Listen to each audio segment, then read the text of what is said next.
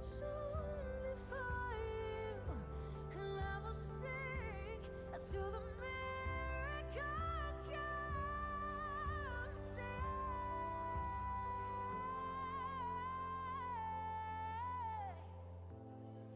I'll only sing your praise. I'll only sing your praise. I will only sing your praise.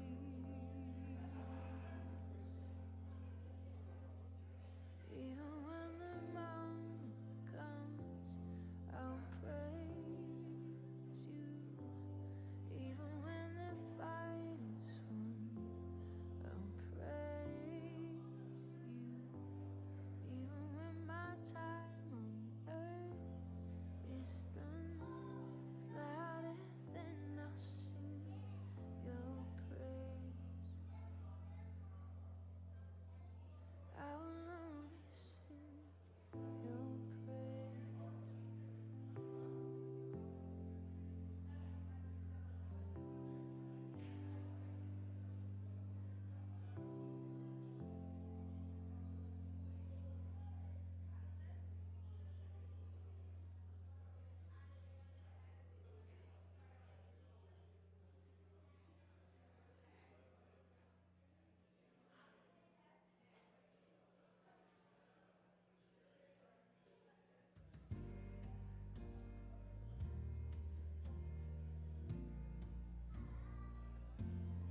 Faithful through the ages,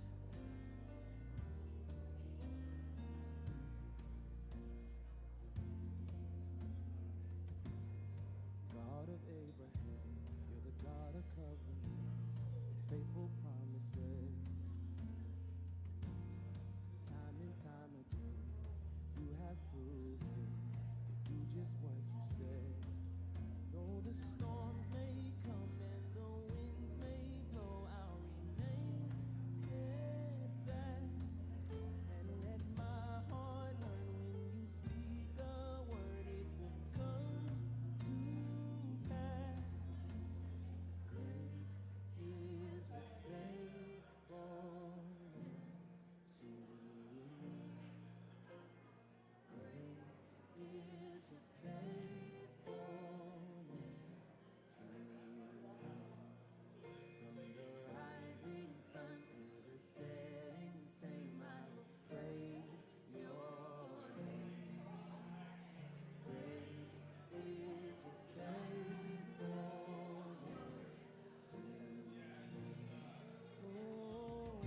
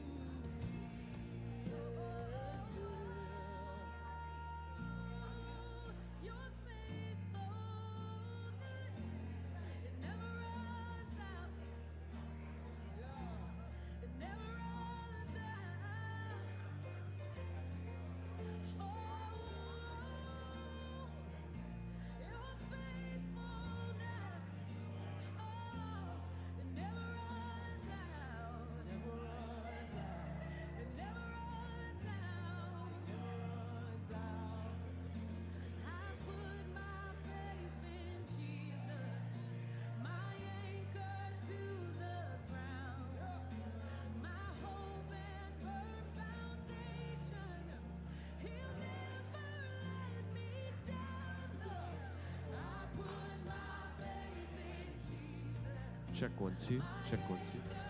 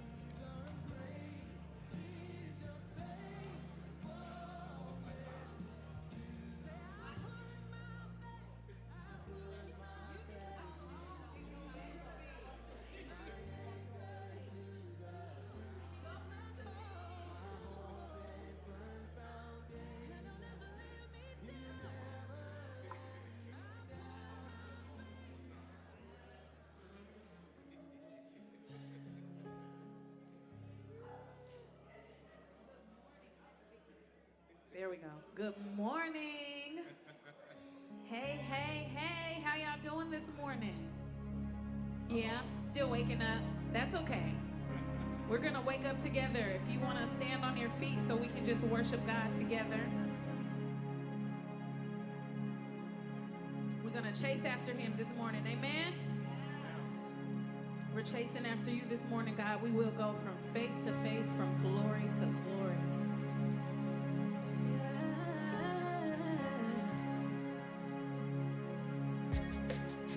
More and more.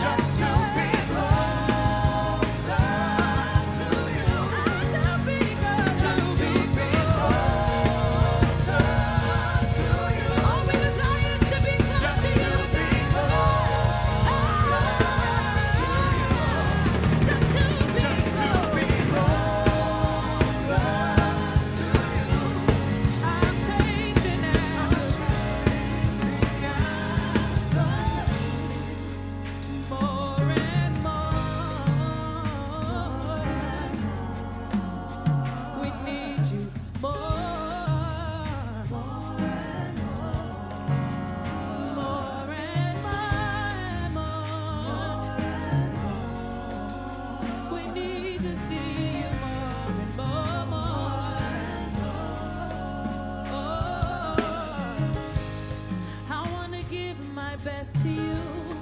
I want to do what you ask me to. I want to go wherever you say. Say the word and I'll obey, obey. I'll live a life that's real.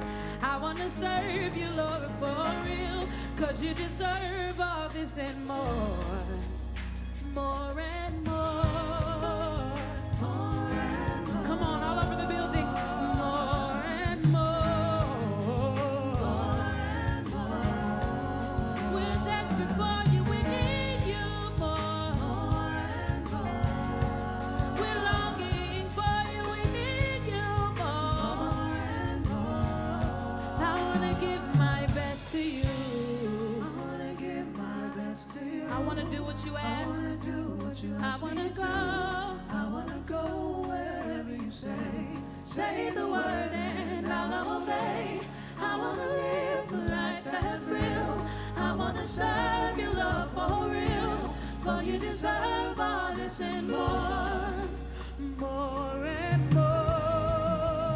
More and more. We need more.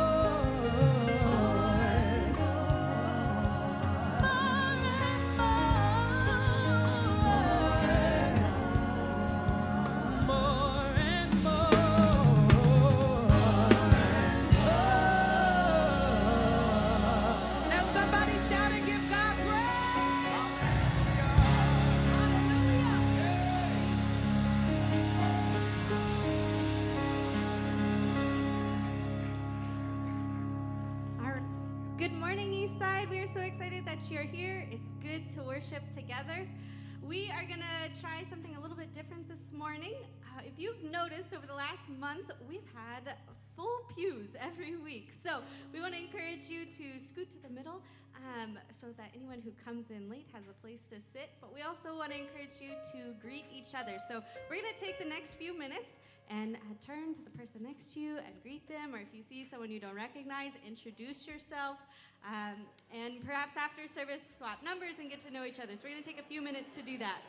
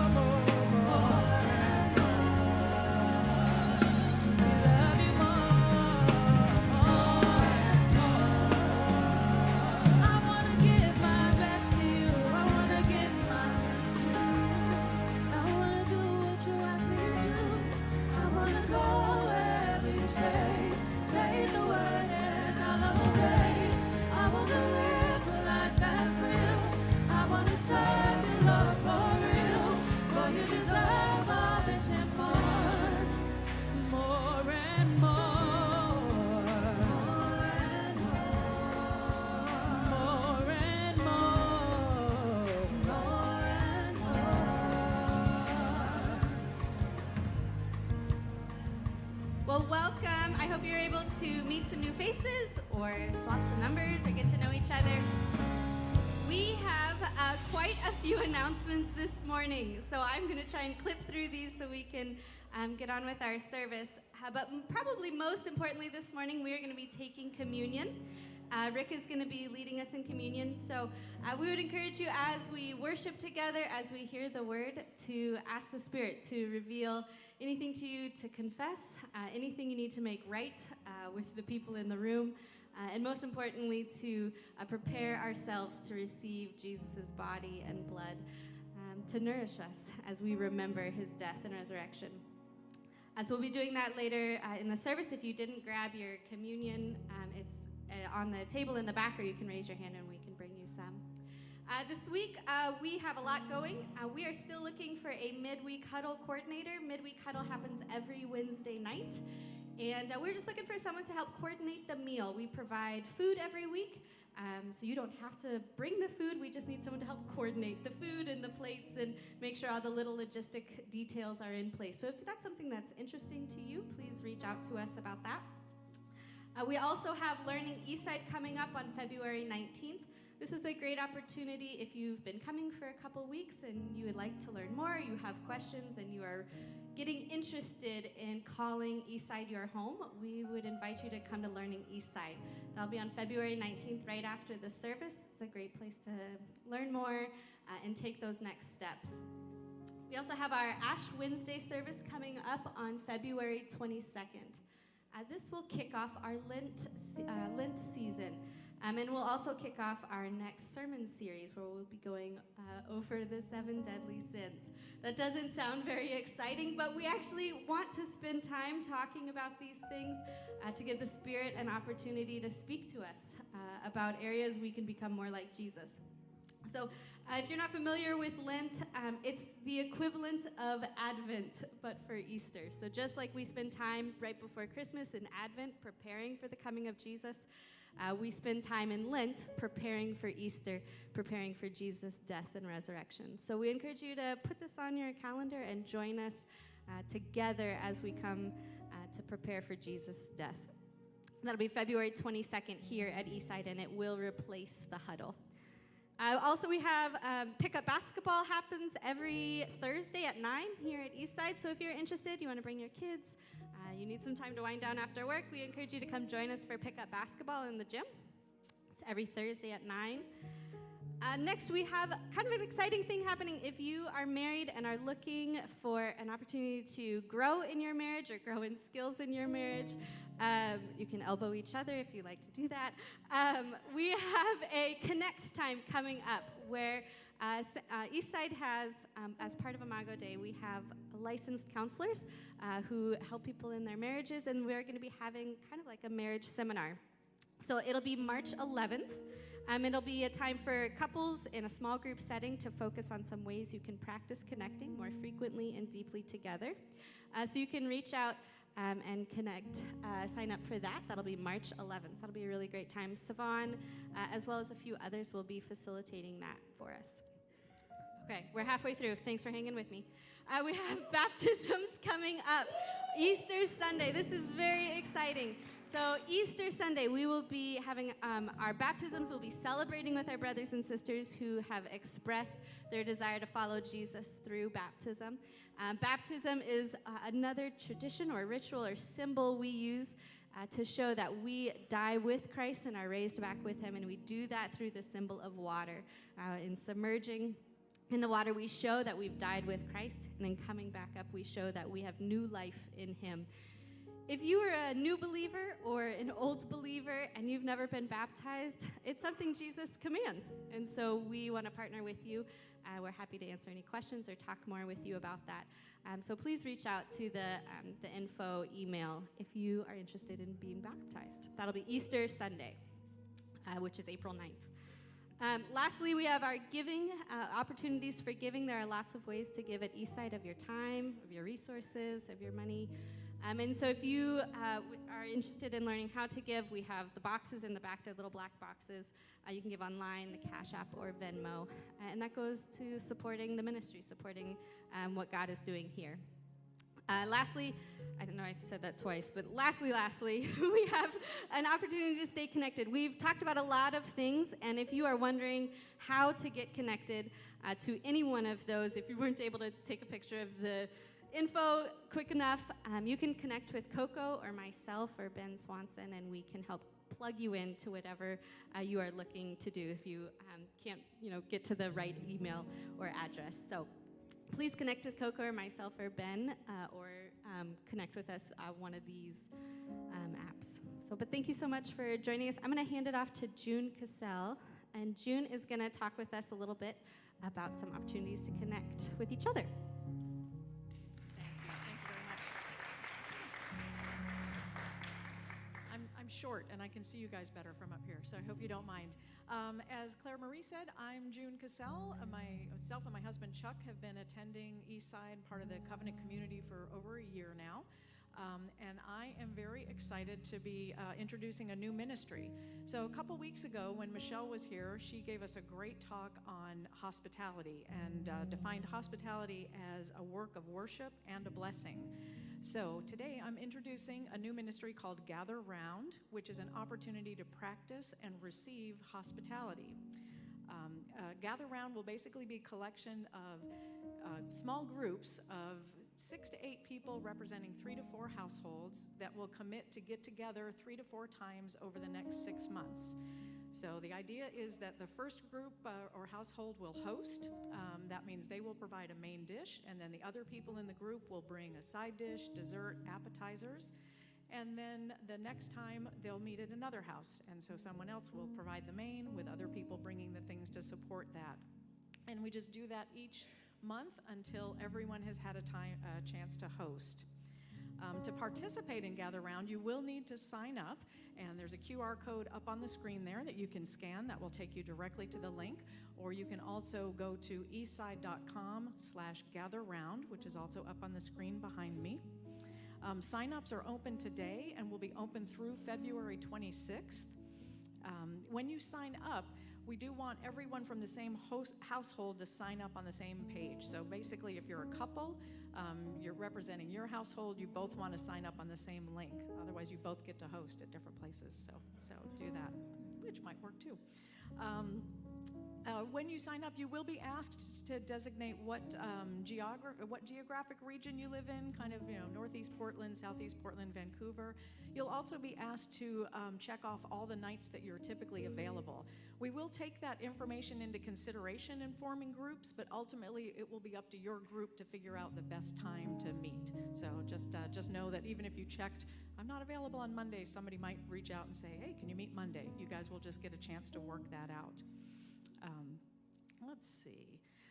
Sign-ups, as I said, will go through February 26th. We won't be able to start putting people into groups until sign-ups are closed. So I know a lot of you are going to race out and sign up right now, which is awesome. I'm super excited about that. But we won't be able to start doing groups until that's closed. So watch for an email closer toward the beginning of March from me to get your group assignment.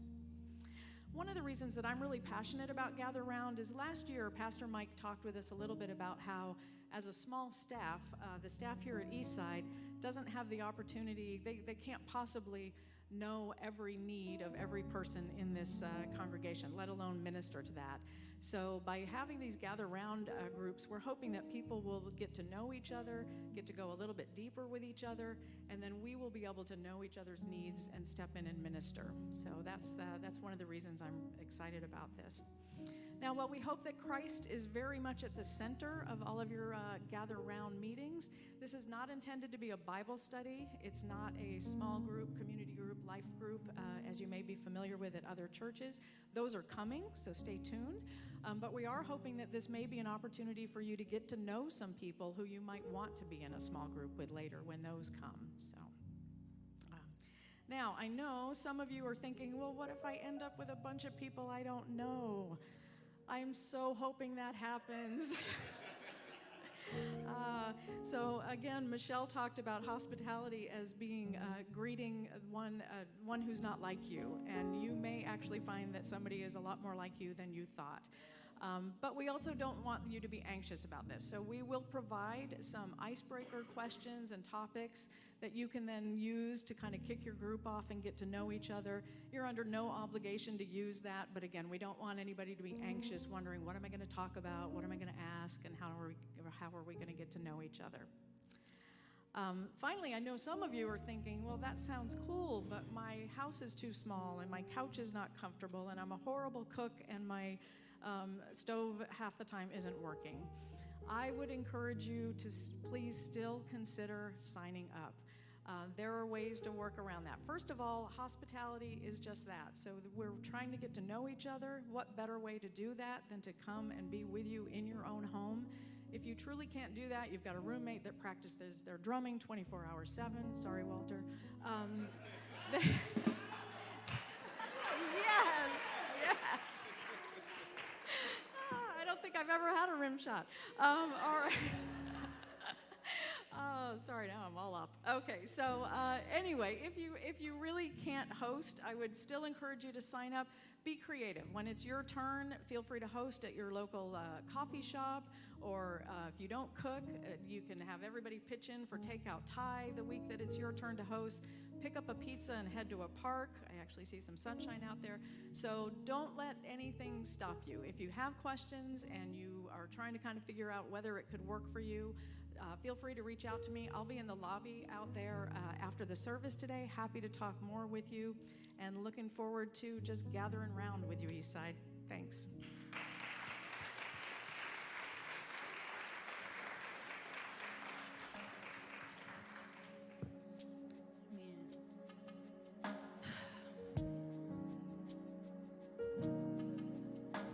How many know whom the Son sets free is free indeed? Amen. Amen. We're going to sing this song from a place of freedom this morning.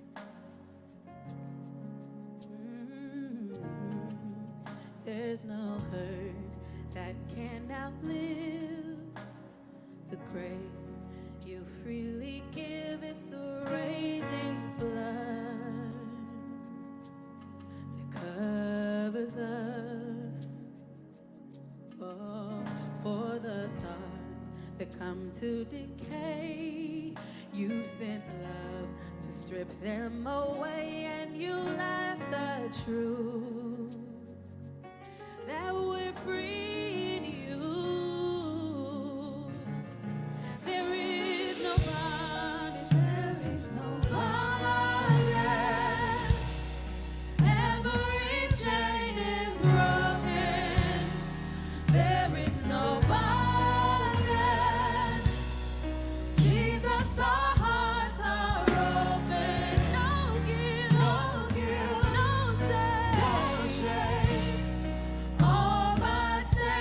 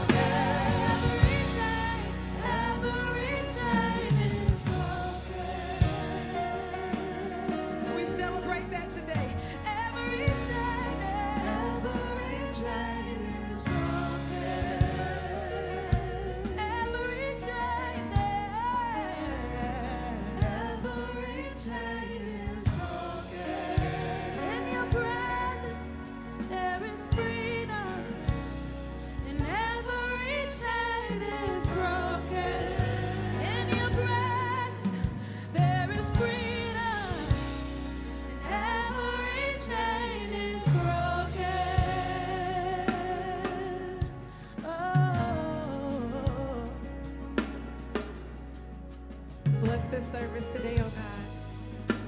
Hallelujah.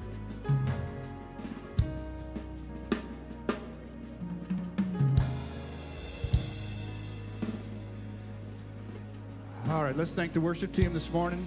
Huh?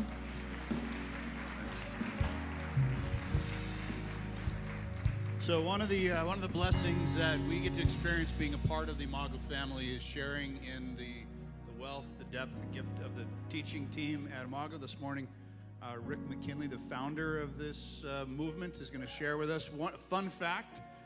This experiment of launching Eastside began 9 years ago in your living room as a group of folks gathered together and began to think and pray about what a diverse community would look like in this space. Not this space, because this was a further gift, but in this community, and we're just grateful. So let's welcome Rick.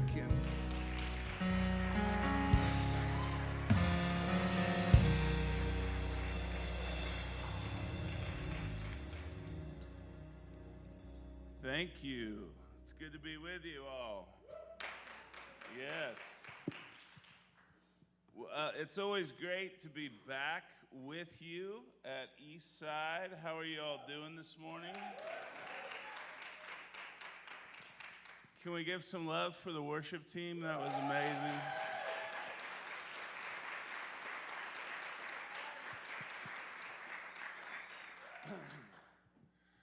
We are, one of the fun things about having two congregations is that sometimes we get to do a series together, and that's what we're kind of doing right now. So we flip-flop. Mike's actually at Central right now preaching. So it's pretty sweet when we get to do that. And today I'm going to talk about Sabbath, of all things, which I don't know about you, but Sabbath has never been part of kind of my Christian tradition. I actually didn't grow up in the church, so I didn't know what it was. And as I became a Christian, I never heard about Sabbath. It's only been recently, I think, with the rise of technology always being on, that this concept of sort of redeeming this concept of Sabbath has kind of become popular again. But I want to suggest that we need to rethink this gift of Sabbath that God really gives us for bigger reasons than just because of technology or because of always being on. And I want to suggest that Sabbath is one of these practices that in a moment like the moment we're in, it gives us that distinctive sort of quality that allows us to both lean into Jesus so that he can transform us, but simultaneously it allows us to live a life in our culture that blesses the culture and also resists its idols, right? So it is both this faithful presence to be the people of God in this moment that stop and rest and worship in the rhythm of weekly work and rest. But it's also a prophetic witness in this culture to do that. And really these practices that we have sort of adopted for the last 5 years or so come from trying to ask a much bigger question. That question that came sort of after 2016 and beyond was, what does it mean to be the people of God now, right? Particularly in Portland, Oregon, in a culture that doesn't have a lot of space for faith, for Christianity, and we're supposed to be testifying and witnessing that Jesus is good news. And in Portland, it's like, no, that's not good news. And as I began to look at the scriptures, I realized that the people of God have been in these situations before. Situations where the culture maybe once validated their faith, at least validated aspects of their faith, and then no longer did. In fact, the people of God normally have been in those situations. When you go back and look at Judah being taken captive into exile, right, by Nebuchadnezzar, if you remember the book of Daniel and the prophet Jeremiah, when you're taken captive out of Judah into exile, you lose your king, you lose the temple, you lose your land, you lose your priest, you lose your language. How do you worship Yahweh without those things, right? Where do you take your goat to be sacrificed, right? Where do you do all that stuff? You don't have any of those things. And the goal of Nebuchadnezzar was not like Pharaoh. Pharaoh wanted to enslave and punish and oppress people. Nebuchadnezzar wanted to assimilate Israel, right? Babylon was a superpower. It was wealthy. It was amazing. And he's like, just come and enjoy it. The Jews could live a middle-class lifestyle. They could build houses. They could do that. That's why Jeremiah's like, settle down, build houses, marry, give your children in marriage, and seek the blessing of the city so you can prosper. God tells them this, but in Nebuchadnezzar's mind, you just start intermarrying and you do these things, in one generation you'll disappear. Israel should have never made it out of Babylon. They should have disappeared, but they didn't. And they didn't because they imagined a way to be the people of God in exile. Ironically, this is when they started obeying Sabbath. They never, if you read like the prophets, they never obey Sabbath, which the only thing you have to do is do nothing. But they can't do it. And in exile, they practice Sabbath. And in Babylon, which is a rat race where you buy and sell and you never stop and you're always on, they stopped. In Babylon, that's where you see the synagogue arise. And smaller groups of people showed up and they gathered around the text. This is where the office of the scribe shows up, because they didn't speak Hebrew anymore, so they needed someone to teach the scriptures.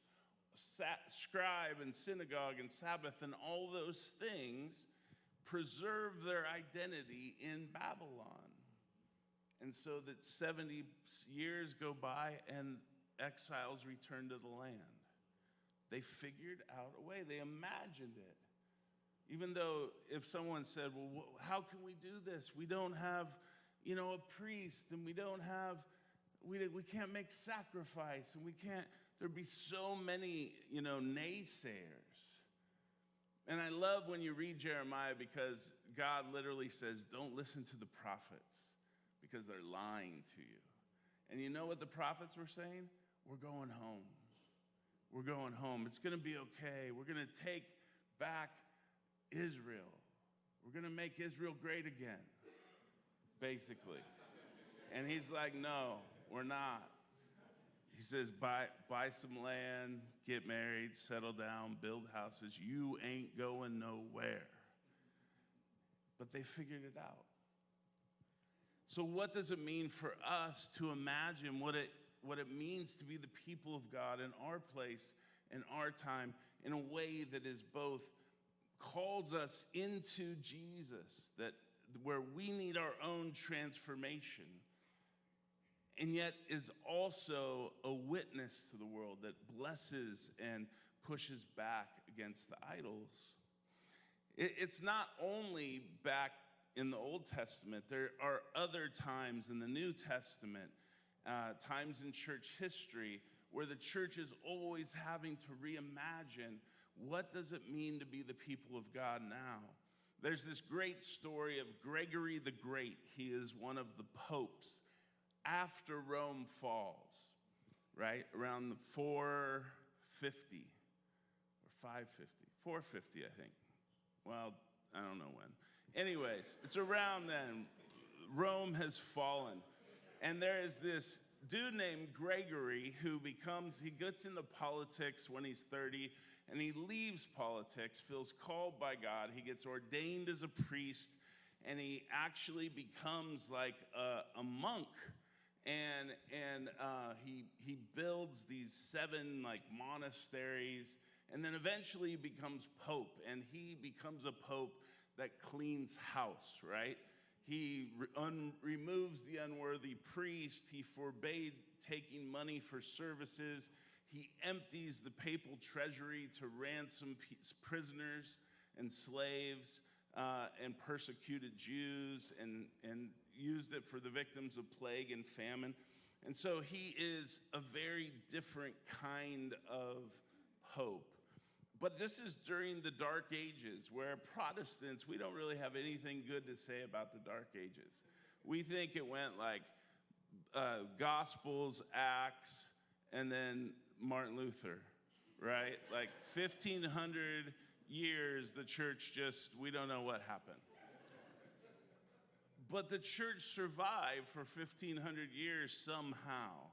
And historians in the last, let's say, 30 years have actually uncovered some extremely fascinating things of how the church sort of handled the mission in that moment. And Gregory is one of these people. Sarah Williams, who teaches up in Region, is just brilliant and has brought a lot of this out. But the church is in this tenuous time, right? Because Rome has been sacked by the Goths and the Visigoths, and the Goths are not like the Goths you're thinking about, like emo, and like these are like dangerous sort of barbarian type people.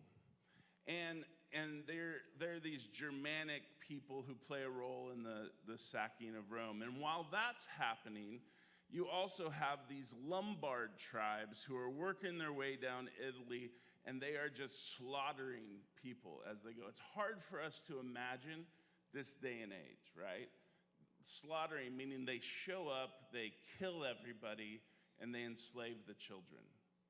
Like, that's the world they live in. And if you're a monk who lives in a monastery during that time, what would you do? I'd probably like hang out in the monastery. Just be like, oh, it's so beautiful. Look at the gardens. And I would avoid these people. But that's not what the church does. It's in the midst of this situation that the church goes on the offensive with evangelism, right? It's in the midst of that situation that Gregory grabs this guy named Augustine, not Augustine that you're thinking of, a different Augustine, and he gets some of the people who speak the Lombard language, and he goes into cross-cultural missions. And he begins to share the gospel with these Lombard tribal leaders. And it's not the kind of gospel that you're thinking, like it's different. And there's a lot of critique about this, but during this wave of evangelism in the 6th, 7th, and 8th century, we are seeing all of these tribal leaders move from warring and slaughtering and killing to becoming baptized Christians. Now, we may see it as this top-down sort of colonial thing or whatever, but they have an authentic conversion that takes place. They go from slaughtering people and enslaving people to worshiping Jesus. Well, what happens then is that Augustine, who works for Gregory, and all of his pastors start writing letters to the Pope. And they're letters that are like about pastoring these crazy Lombards. And they're like, there's a lot of issues going on with these Lombard people. Like, and a lot of them are around sex, ironically, right? Like, what happens when a witch makes a man impotent? Can the wife leave him, right? And Gregory's like, what? And just question after question of them trying to navigate this new world, right?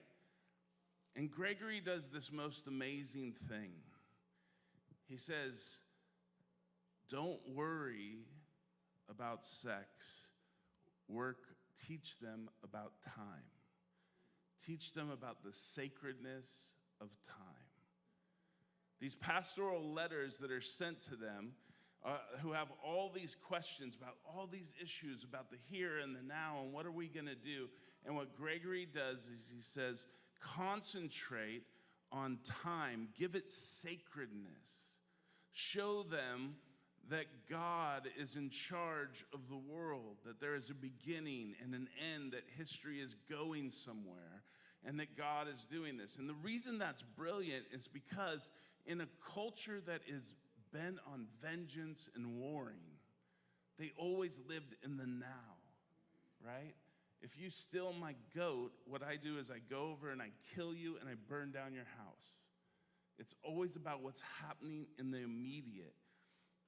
And Gregory saw a connection between that lifestyle and the need to be discipled into a time beyond the moment, where you could start to imagine that God ran the world, not you.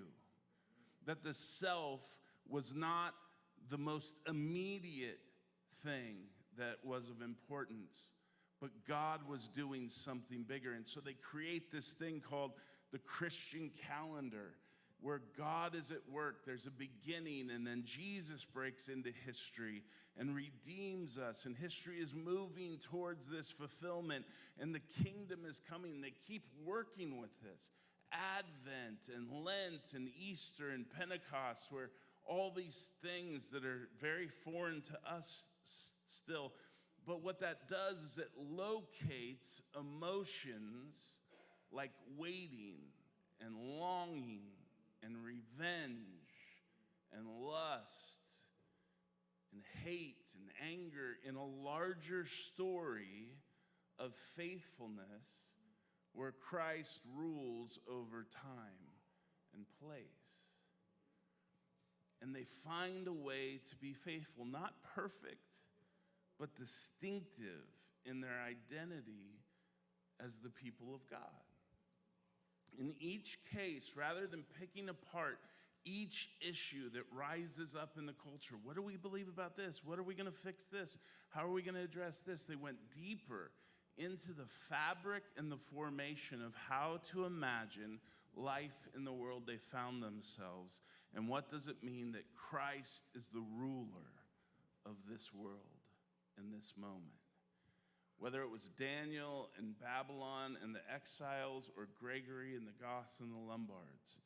And time, it's really interesting, is always a central feature, right? It's always a central feature in understanding and reframing what it means to be faithful to God. If you think about how we view time, it really does shape how we see the world, and therefore how we kind of engage and act in the world. If we think about life, why am I here? How you answer that shapes what you do. If why I'm here is just to conquer and take what's theirs and make it mine, then that's going to shape what I do tomorrow. It shapes how I understand history. What does the past mean? Are these simply stories of our people and legends and myths of warriors that I want to be great like them? It shapes what I think about the future. Where is history heading? And is dying in battle as a warrior all I can hope for? And then that is going to shape the personal and the corporate, how I live and understand and imagine time is getting shaped by that understanding. Well, when you think about time in postmodern America, right? In American culture, what is our conception of time? It's very much shaped by the self and the market. It's time is money, and it's my time. And it's not just a catchphrase, it actually is a guiding principle. Have you ever been in a meeting and I'm never going to get that hour of my life back? Have you ever been in a sermon and thought that? Maybe you're thinking that actually right now, right? Time management books rule the bestsellers list, and any of them that you look at will always talk about time and money. Because we are a people believe that our time is quantifiable by a price. And we believe that our life, an hour of my life, is worth a certain price. And we put an ideal on that. And so the idea of time as money, and that money or worth being me time. We've never heard that before. I need me time. It's something that no one has enough of in American culture. With everything I need to accomplish, with everything I want to participate in, with everything my kids want to be participating in, with everything I want to be entertained by, we have been shaped by life at hyper speed. With an overabundance of demands and opportunities packaged in a nonstop stream of information delivered on always-on devices, right? Now, the pandemic did something. The pandemic caused us to stop for this extended period of time, so that even you heard people who had no concept of God say things like, I kind of don't want to go back all the way to where I was before. I kind of enjoyed spending time with friends and family and having that time. But we also learned that the world was not ours to control. And that was terrifying.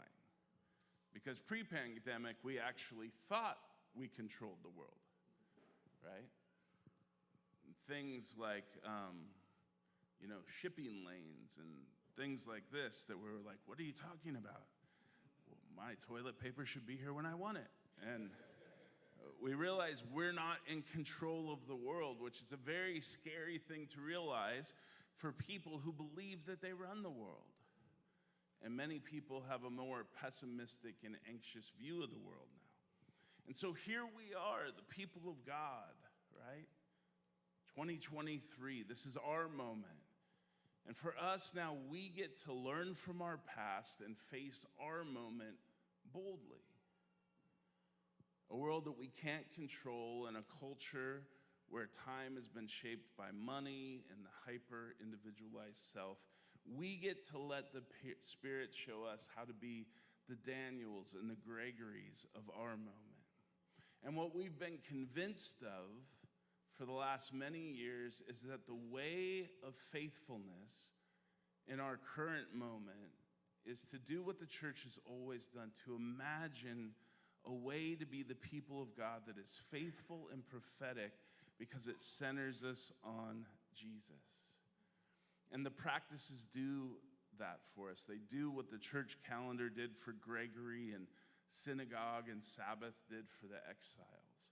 And so Sabbath is one of those things, because just like for the exiles and just like for Gregory, it's a central feature in identifying who we are as God's people. Sabbath is a way that we begin to imagine time under the reign and the rule of Jesus, not the market or the self.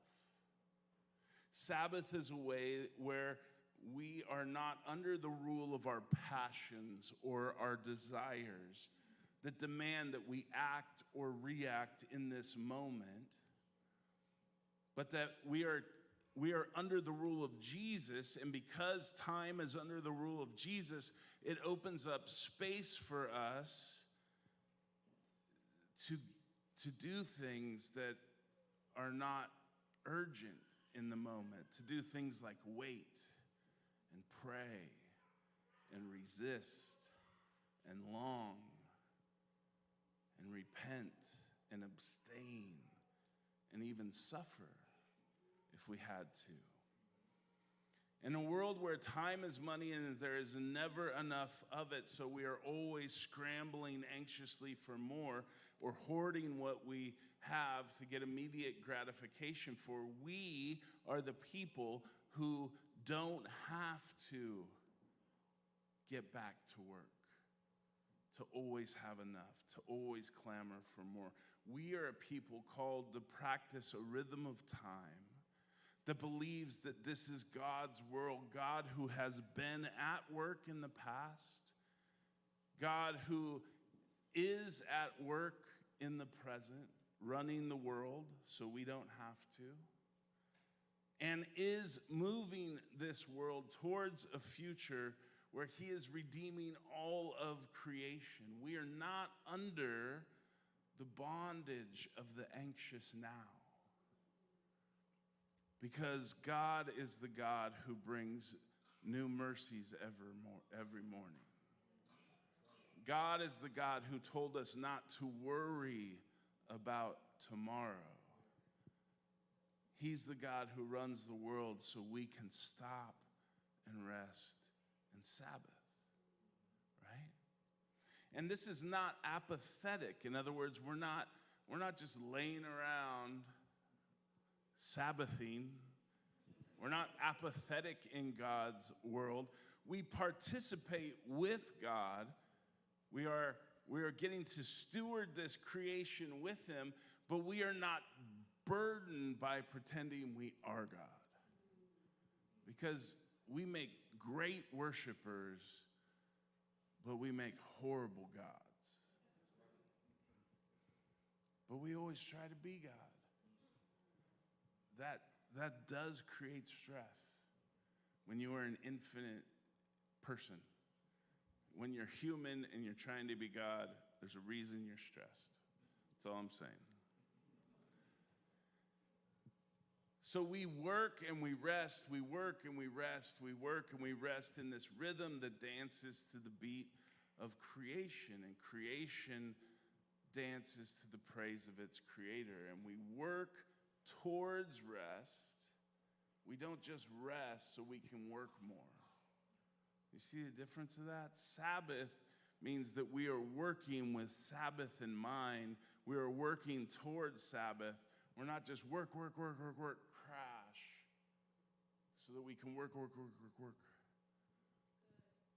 In a world that is always running, always on, and never shuts up, the church, God's people, get to stop.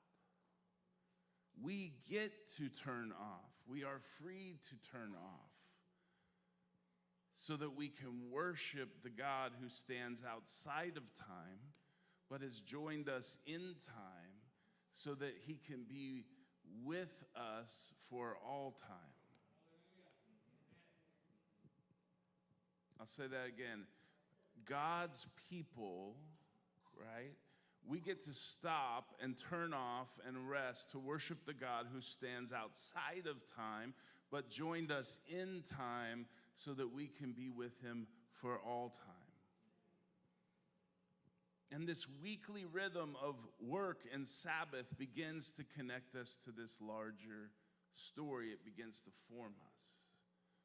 Today matters because it's connected to the sacred rhythm of yesterday and tomorrow. It's connected to Advent and Lent and Easter and Pentecost, with every week marked by a holy pause of Sabbath.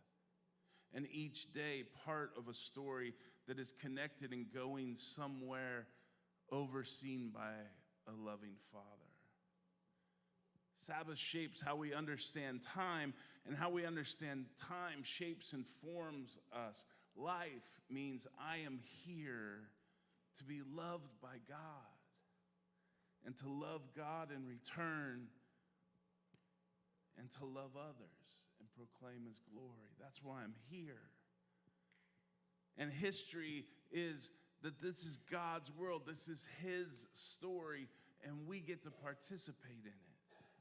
And the future is moving towards the fulfillment of his purposes and his kingdom coming in the fullness, which means personally and corporately, time is a gift from a gracious God, given to respond to his love, to love one another, to share Christ's salvation, and to participate with him.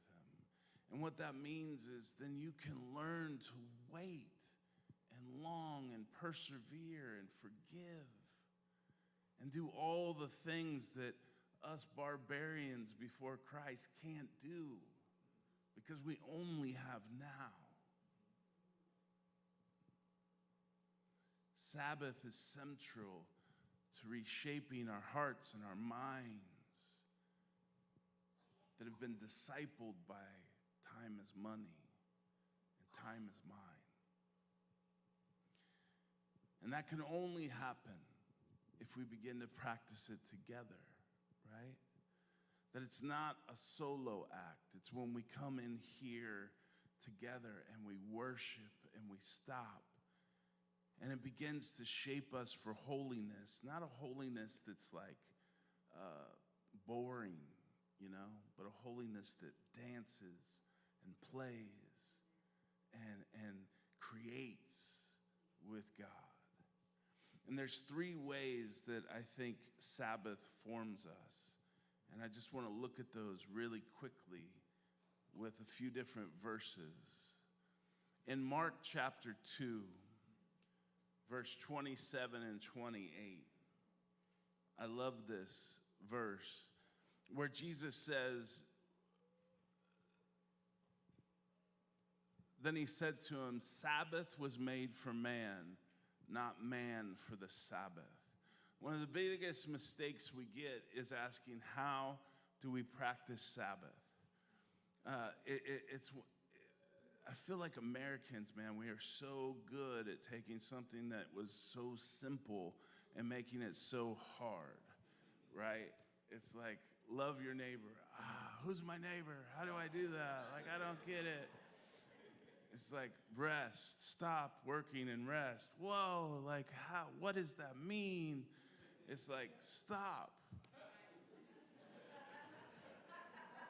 Just stop. Turn off your phone. Turn on, like, play, like, have fun, rest, whatever. And our tendency is to turn it into something like that is a rule that we have to follow. And when Jesus shows up on the scene, that's what it's become.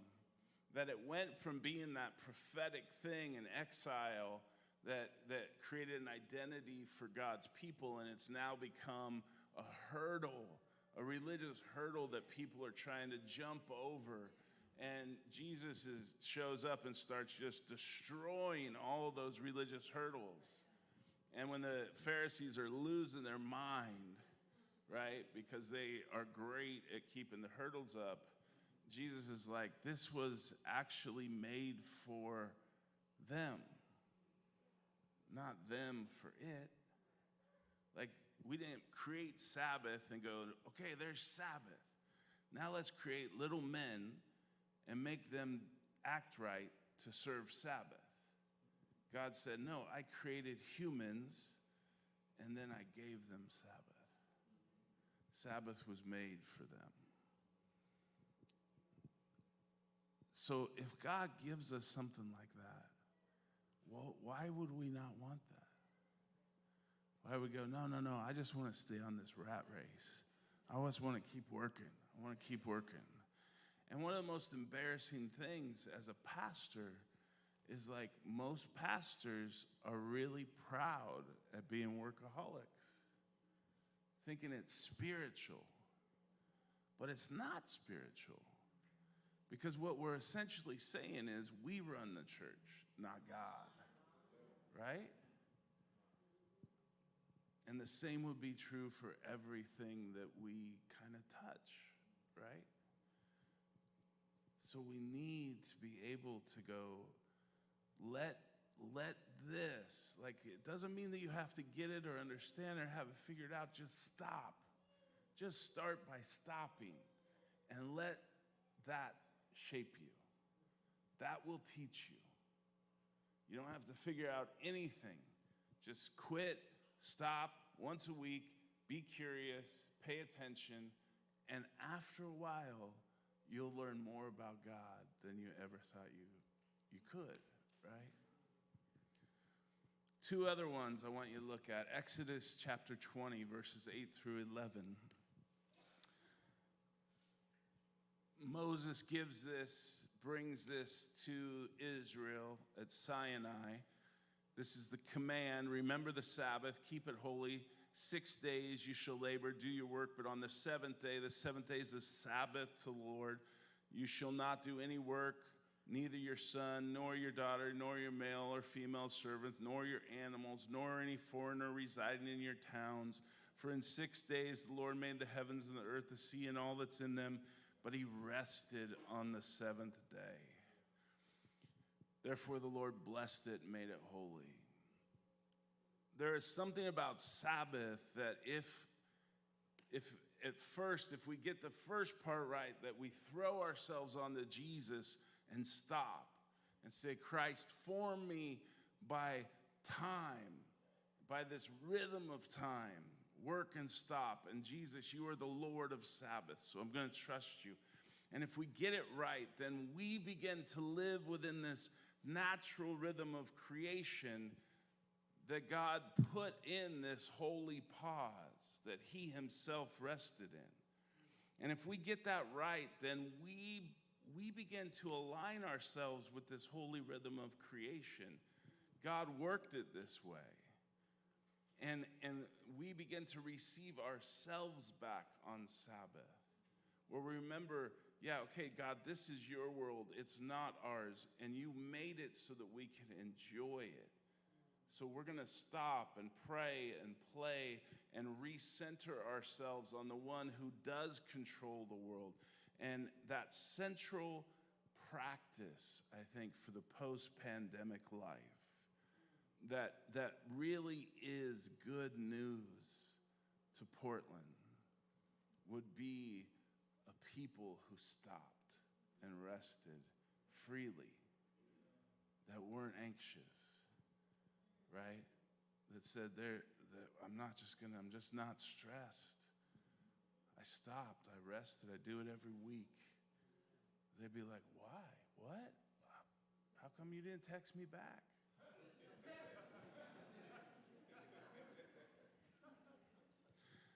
The next verse, last one, Deuteronomy 5:12. Moses again, but at the end, as he gets ready to die and writes this book, he comes back to the Sabbath, and he gives the same thing at first. Observe the Sabbath day, keep it holy as the Lord your God. Remember it, 6 days labor, stop. But the seventh day is holy, don't work, not you, not your son, not your daughter, nor your servants, nor your animals, nor any foreigners. Remember, but here's why. Remember that you were slaves in Egypt, and that the Lord your God brought you out of there with a mighty hand and an outstretched arm. Therefore your God has commanded that you observe the Sabbath day. It's fascinating that Moses then in Deuteronomy comes back and gives the why as the fact that they were slaves in Egypt. You know, in Pharaoh's empire, no one Sabbathed. There's no rest in Pharaoh's empire. It's more bricks, more bricks, more bricks. And we live in an empire very much like Pharaoh's, where the demand for more results in the poor having no time for rest. This always-on demandingness of American time taxes our soul, and so it's here where Sabbath becomes a prophetic announcement. That in the midst of this empire, there is a people who have been set free from Pharaoh's sweatshop, where we can stop, where we can rest. We can turn off our devices. We can eat meals with friends.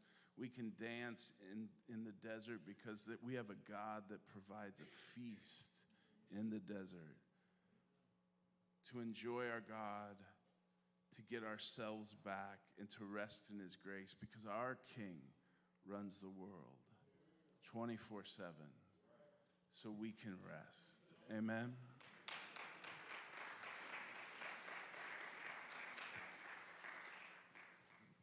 I want us to take communion now. So if you have your communion, your holy chalice, if you don't have one, could you raise your hand and someone will bring you one, I am told. I think they're going to bring you one. Keep your hand up.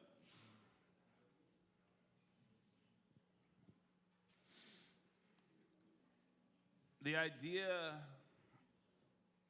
of Sabbath, really at its heart, comes out of the gospel. The reason that it's possible for us to Sabbath is because Jesus, who lived outside of time, came into time to do his work. And his work was to finish what the Father called him to do. And he accomplished that work on the cross. That work was to die for you and to die for me.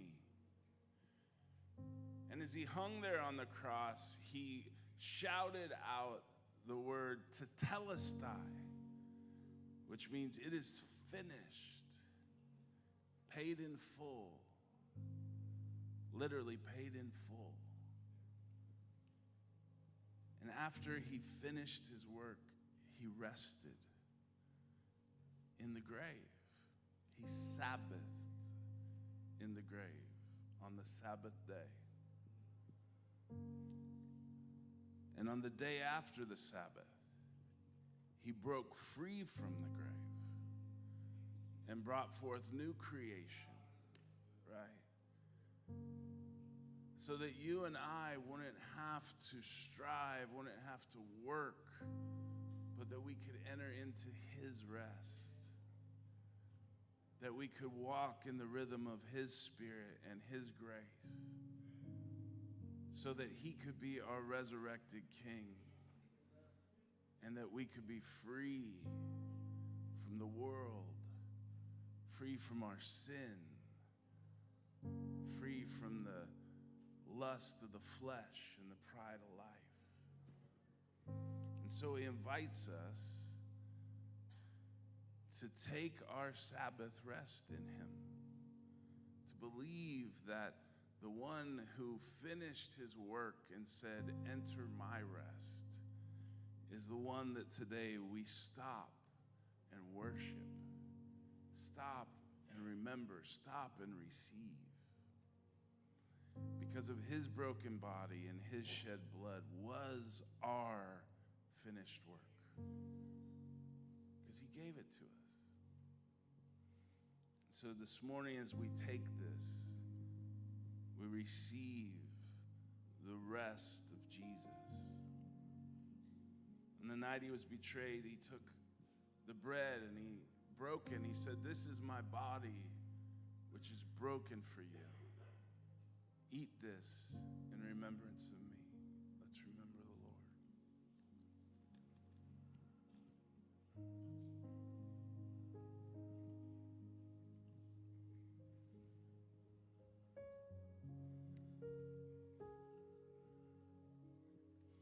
In the same way, he took the cup and he said, "This is the cup of the new covenant in my blood, which is shed for many. Drink this in remembrance of me." Let's remember the Lord.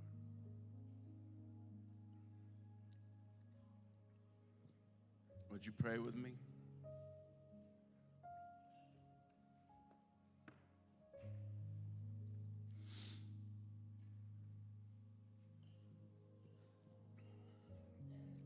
As the Lord has maybe spoken to you today,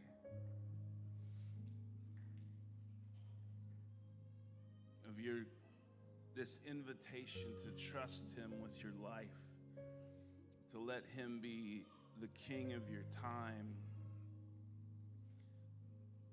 The invitation is to step out and trust him by stopping, right? To enter that holy Sabbath, that holy rest.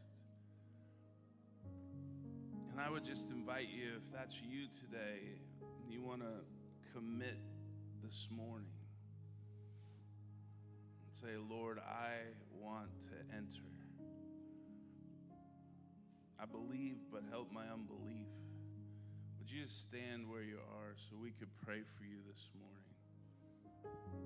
Would you just step into this practice? Amen.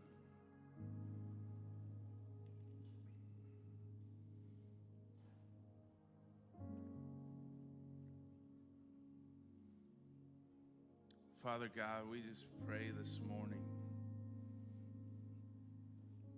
that you would, by your Spirit, come in power into our lives and set us free.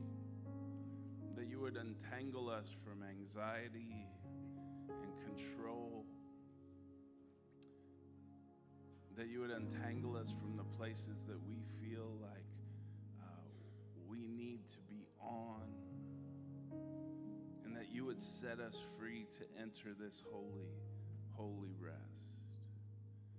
And Jesus, I thank you that you have empowered us to do that because you are the one,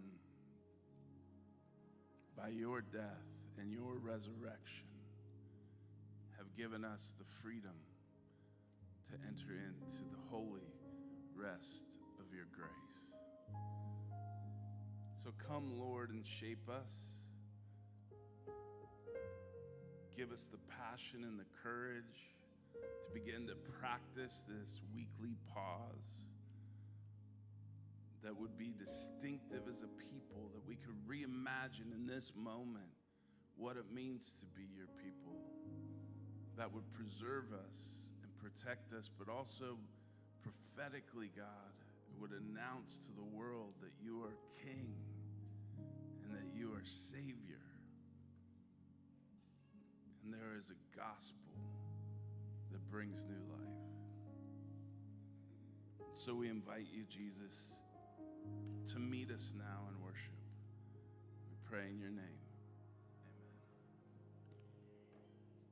Amen. Amen. How about that word? Good word. Yeah. Yes. We realize that we do need to rest. We do need to stop so that he can increase in our lives and our situations. So we exalt you today, oh God, and we acknowledge you that you are our God. Oh, oh, I will exalt you. I will exalt you. I will exalt you.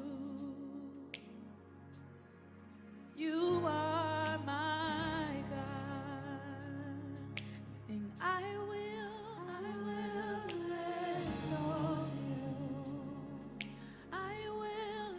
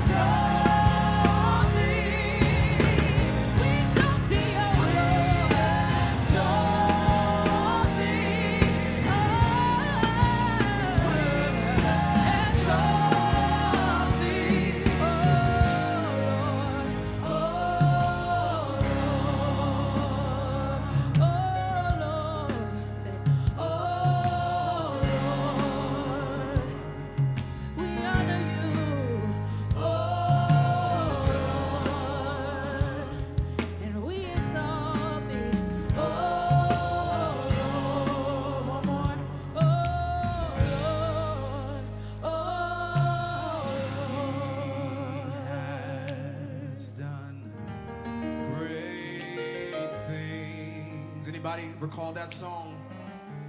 He's been so good. Said he has done great things. Come on and lift it up all over the room. He has done great things. He has done great things. Great things. So my soul will bless his holy name. Bless his holy name.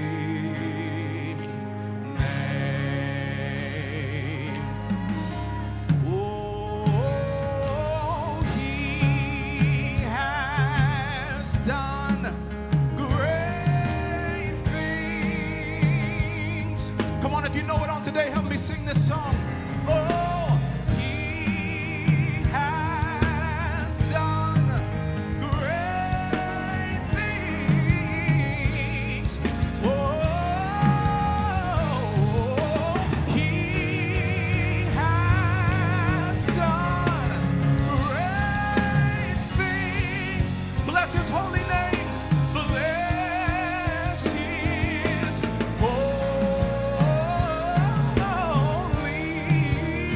his holy name. Everybody help me sing that. He has done great things. Oh, say he has done great things.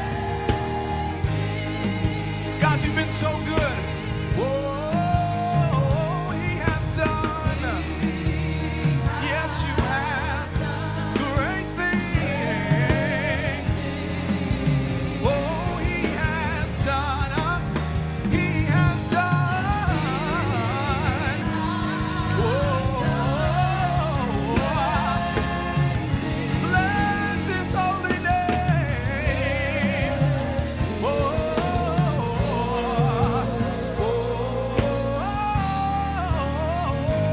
holy name. Oh, because you're with me. Because you're with me. God, we thank you. Because you're with me, I will not fear.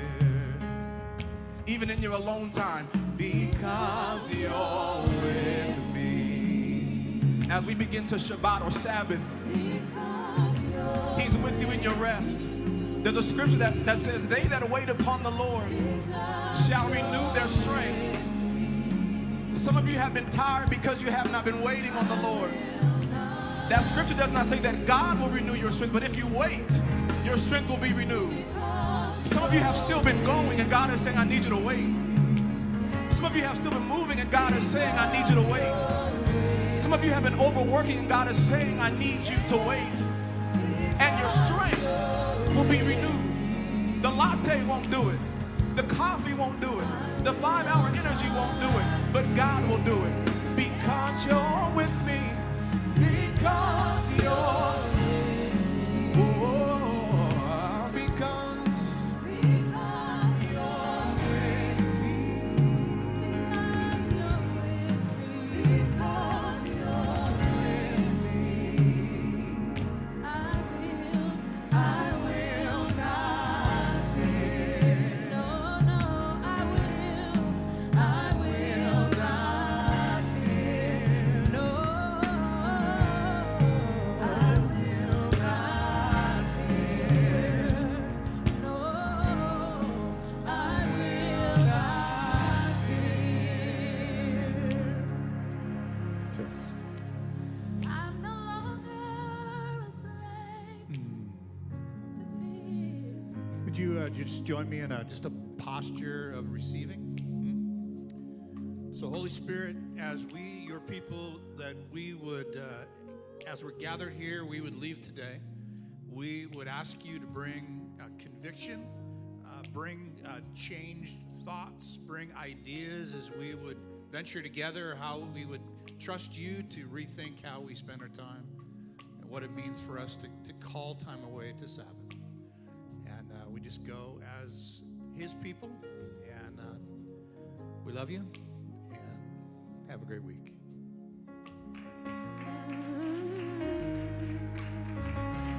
I'm no longer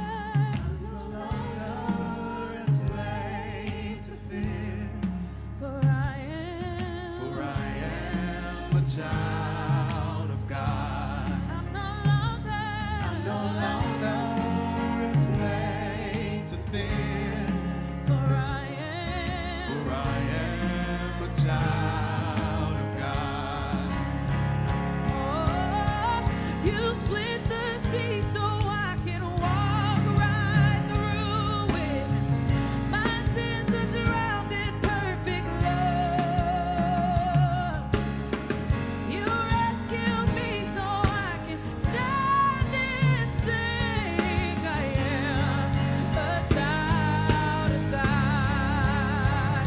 You split the sea. Split the sea so I could walk right through. My My sins sins are are drowned in perfect love. You rescued me so I could stand and sing. I am a child of God. I am a child of God. I am a child of God. I am a child of God. One more, I am a child of God.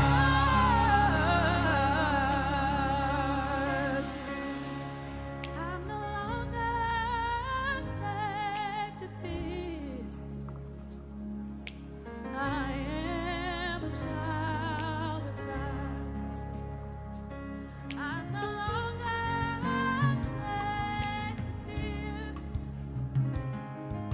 I am a child of God.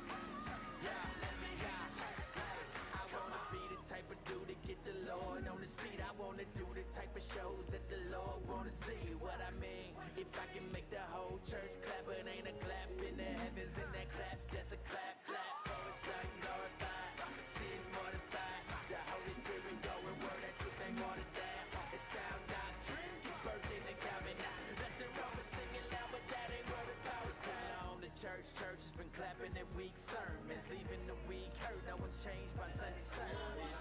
We need discernment. Check what you be affirming, 'cause the church can be full of members, but empty and